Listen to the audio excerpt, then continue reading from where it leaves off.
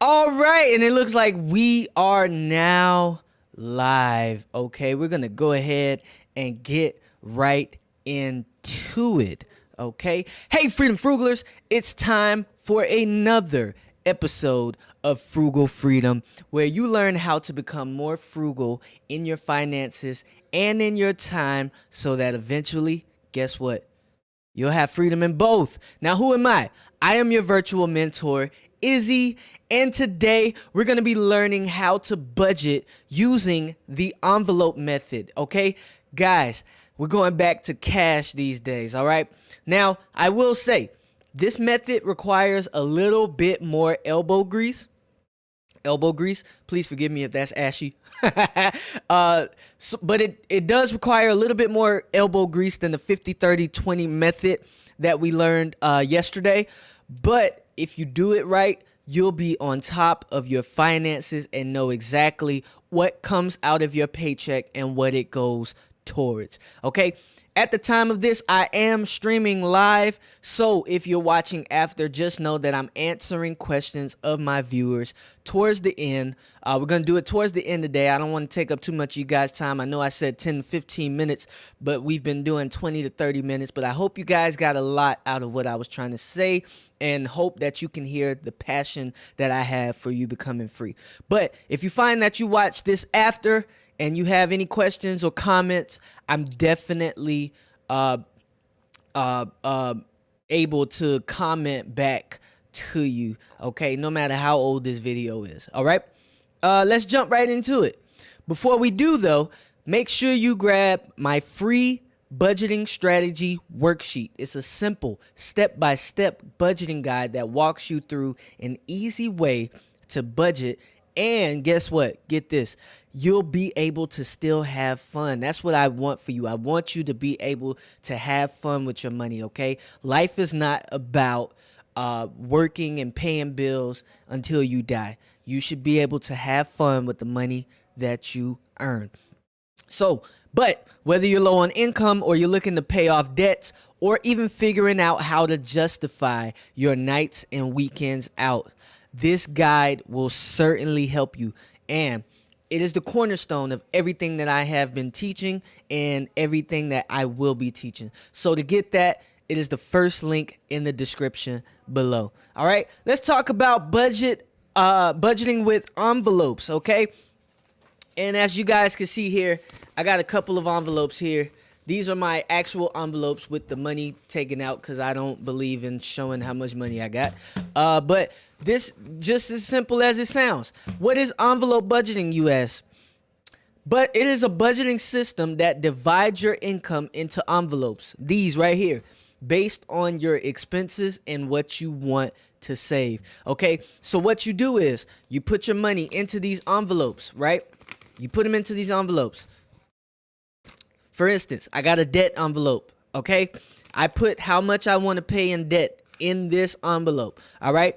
I only spend what's in this envelope for debt, okay? And once this envelope is gone, it's gone. I also have, I was trying to find my envelopes because I use my savings accounts now, but my checking accounts now, but I do have one that was specifically for groceries. So I would go in my money, take out what I need for groceries, and that would be all that I would spend for groceries, okay? Once that money is gone, you don't go into other envelopes, okay? You only spend what's in that envelope, okay? And this method forces you to spend wisely and sometimes even cut the amount that you allocated in each envelope, okay? Now, what I mean by that is, and why I want to talk about envelope method budgeting is because humans, we have more of a psychological attachment to hard cash, physical cash. We have more of a psychological attachment and emotional attachment versus having just a piece of plastic. And I was going to pull my credit card out on live, like I no edit whatsoever. I was about to put my credit card number out. But we when we see our little piece of plastic, we don't see that our balance is getting lower and lower. But when we see cash getting lower, we physically see it. For one, we physically see it.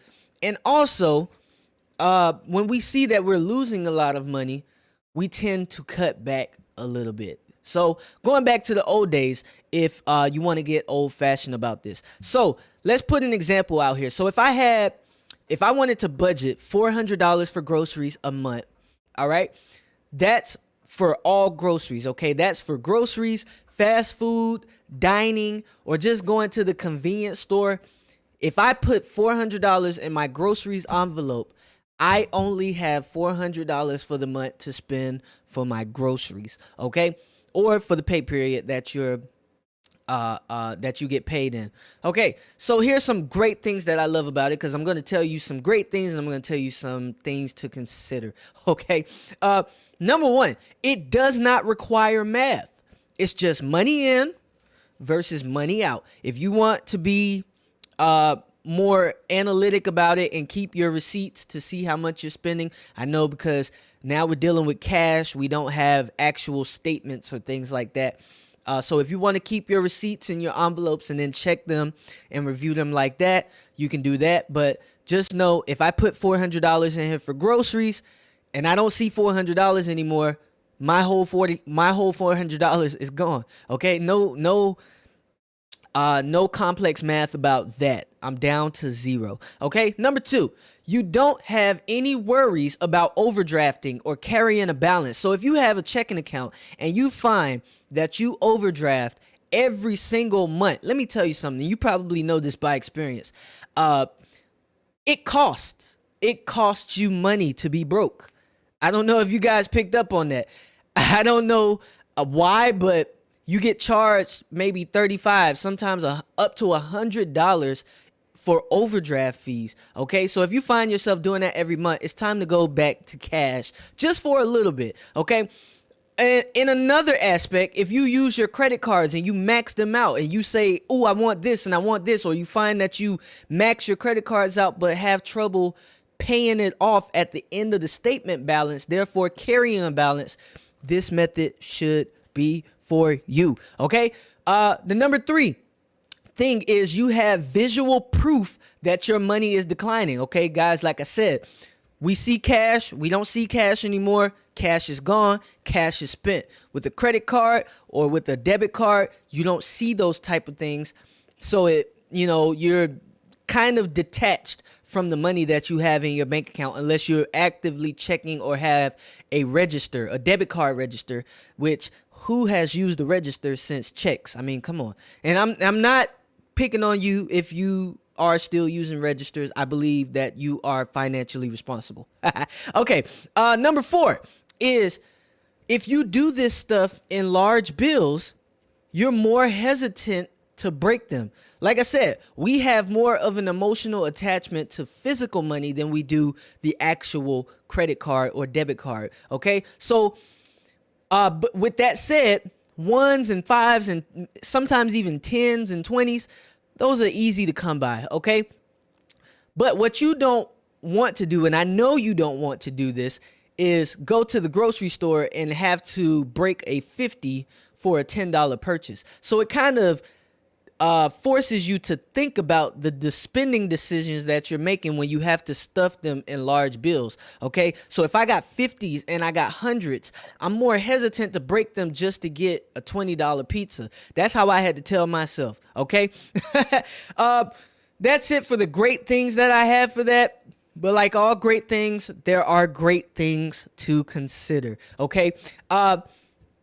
And I wanted to call this things to consider because I know that I said I don't like to inflict my personal opinions on you guys. I want you guys to be able to make educated decisions for yourself given the information that I give you. But here's some things to consider. Number one, it is not wise to carry around just cash. Okay, if all you have is liquid cash, which we're going to talk about liquidity in some later videos, but if you just have liquid cash, guess what? Your money's now not insured.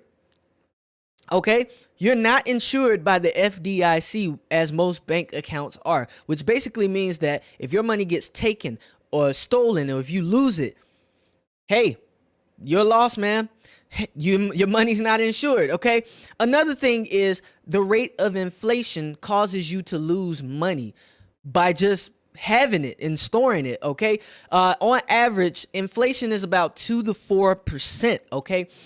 So if you just have that in cash and it's not growing, it's just sitting there, you're losing 2 to 4% on average every single year if you're looking to save your money. Okay, so this is not a end all be all budgeting strategy. I don't expect for you guys to hold this strategy for long, but this is just more about habit building. Just keeping that in mind. Okay, number 2. It doesn't have to be an actual envelope. So if you find that you're a little bit more disciplined and you can manage multiple accounts, then kudos, because I need you to teach me how to do it. But it doesn't have to be actual envelopes. I know I did say cash and things like that, but I'm talking more to the people that are looking to build the habit of saving money and only spending and knowing what they spend. I'm talking to those people. But you can definitely do this with different bank accounts. As of tomorrow, actually, my savings account is now back open. I have about 2 checking accounts that I use for different reasons, and now I have 4 credit cards that I use for specific purposes, but I make sure I pay down the statement balance every single month so I don't carry a balance. And I never spend more than I have, because I have more in credit limit. I have more in credit than I do actually make. So I make sure that I don't go above that limit, okay, where I'm stuck carrying a balance. All right. Number 3, it requires you to manage and keep up with many envelopes. Okay. You guys see here, this is just 3. Okay. When I first started this out, I had 10 single envelopes for different things. I mean, savings, investment, retirement, groceries. I'm losing this, debt, fund money, even giving to charity. We'll talk about giving to charity later on. Okay. So I had different envelopes. I had to build the habit, and I'm proud to say as of tomorrow, which is Friday, September 25th, I will be moving my money to accounts. All right. We are on number 4. Number 4, it expects you to have an envelope for each expense rather than a category. So we're moving on from categorizing our life to breaking it down to each actual expense. So if you have rent, if you have utilities, if you have groceries or gas and life insurance and things like that, it requires you to do every single expense. You'll see here I have a modified version, but the basic envelope budgeting works on this method. Okay. Number 5 is that it is not simple at all. Okay. So the first, I think we talked about 50, 30, 20 budgeting, right? Being the simplest. This one, not simple at all. Okay. It requires a very complex structure, which means that you have to know exactly what you spend on everything. So you have to really go in and look at how much you want to allocate for, there's that word again, how much you want to allocate for your expenses. Okay. And that's each expense. All right. And not to mention, okay, if you're building this habit, sometimes bad habits grow like oak trees, okay? It starts as an acorn, but then it grows into an oak tree. And you know what's hard about an oak tree is that it's not easily broken, all right? So with that said, what's stopping you from going into your other envelopes and getting your cash? Now, I'm not saying that you will do it, but this is the no discipline budgeting. So I'm preaching to you guys, no discipline. Okay. So, with that said, you know, I know me, I'm not as disciplined. So I only did this for about 2 good months, okay, till I built up the habit, and now I'm doing it with my savings account. And we'll actually talk about a way to do this, okay, the way that I'm doing it. All right. The last thing that I have to consider, that you should consider, is that, guess what? It just happened to me. I just lost about 7 envelopes. I lost 7 single envelopes, okay? And that's what I want to make to you guys. You can lose the envelopes. And like I said, your money is not insured. Once you lose that money, now I didn't have money in it. I don't want you guys to think that I had money in it, but or the accounts that I did, I actually had to refill it.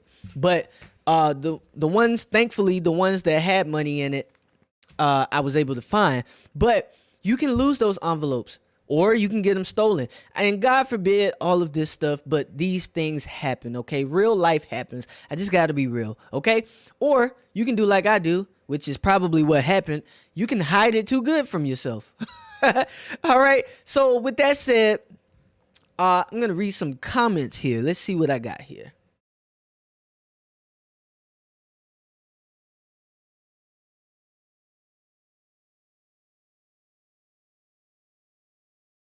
Yep. It does cost money to be broke. It says if you overdraft every single month, just keep in mind it costs you money to be broke. Yes, it costs a lot of money to be poor. It costs a lot of money. Trust me, I know from experience. Credit cards versus using cash, placing into the envelopes. You can see the cash leaving quickly. Yes. Yep. Everything is good. Everything is good. So with that said, in conclusion, guys, do I totally agree with this envelope method? Not entirely, okay? But I still use it in a way that works for me, and we'll actually get into my actual favorite setup when it comes to envelope budgeting towards the end of the series. So you guys will see how I actually did this, okay? If you're someone that wants to get down to the nitty gritty of what you spend, and you have extreme discipline to not go over or go into your other envelopes, then yes, by all means, go with this method. It is a wonderful method. It's old fashioned. I know we live in a world of technology and things like that, but sometimes you got to go back to the good old days. And we got to go back to the days where cash is king, okay? Cash will keep you in line, all right? More power to you if you do this, okay? But if you're like me, then this method probably at its core is not the route that you should take. But don't worry, I got a couple more methods that I have for you guys because I'm always learning. All right, but that's all I have for this video, guys. I hope this helps. Be sure to like, subscribe, and hit the bell notification. And comment down below if this is your first time hearing about this method or if you use it. Do you like it? Do you not like it? What don't you like about it? What do you like about it? All of that stuff. And lastly, if you have any other topics that you would like me to cover, I'm happy to see those as well. All right, guys. Before you go, I want you to get a copy of my budgeting worksheet, okay? It's free. It's free. I'm not trying to sell you guys on anything, okay? There goes the hiccups again. I'm not trying to sell you guys on anything. Everything that I'm doing is strictly free. If I do if I do start doing things for money, I'm probably going to ask for donations, okay? I do not want to charge you guys for information that I acquired, okay? Knowledge should be given, all right? All right, so but yes, be sure you get a copy of my budgeting worksheet. Again, the link is in the description below to get that, or go to aivisions.com/become free. All right, guys, I will see you guys in the next video. Stay frugal until you're free. Peace.